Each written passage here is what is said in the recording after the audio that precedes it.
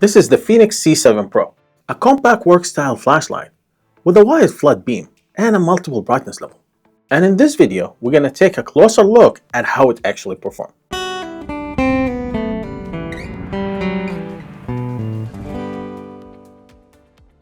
And before we start, don't forget to like, share, and subscribe. Turn on the notification bell. This way you get our videos as soon as we upload them.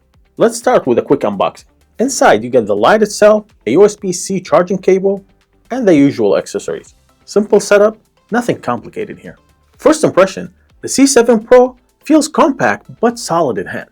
It has straight body design, so it's easy to grip and use. On the side, there is a single switch. Press and hold to turn it on, and press it again to cycle brightness.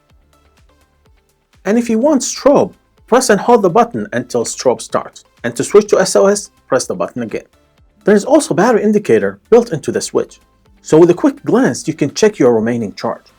And up front, you get a multi-reflector setup. And the bezel feels solid as well.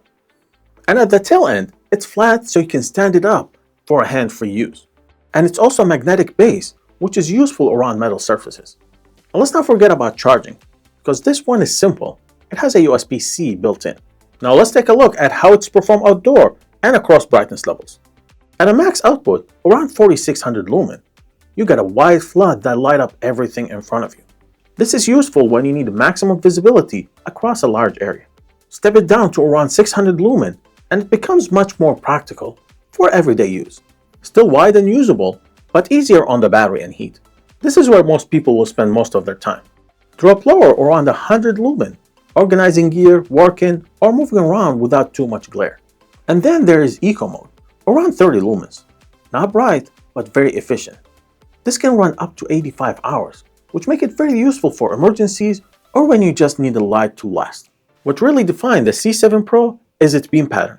It's a wide, even flood designed to light up your entire field of view. Instead of pushing light far into the distance, it focuses on usable light in front of you. And to give some context, let's briefly compare it to the TK25R and the TK28R. The TK28R is much more focused, with a strong hotspot that reaches further. And the TK25R sits somewhere in between, more controlled, but still with a usable sideline. So it's not just about the brightness, it's about how the light is shaped. So, who's the C7 Pro for? This is best suited for work environment, job site, or general everyday use. Any situations where you need wide, usable light up close and far. If you need more distant, then something like the TK28R with a more focused beam makes a difference.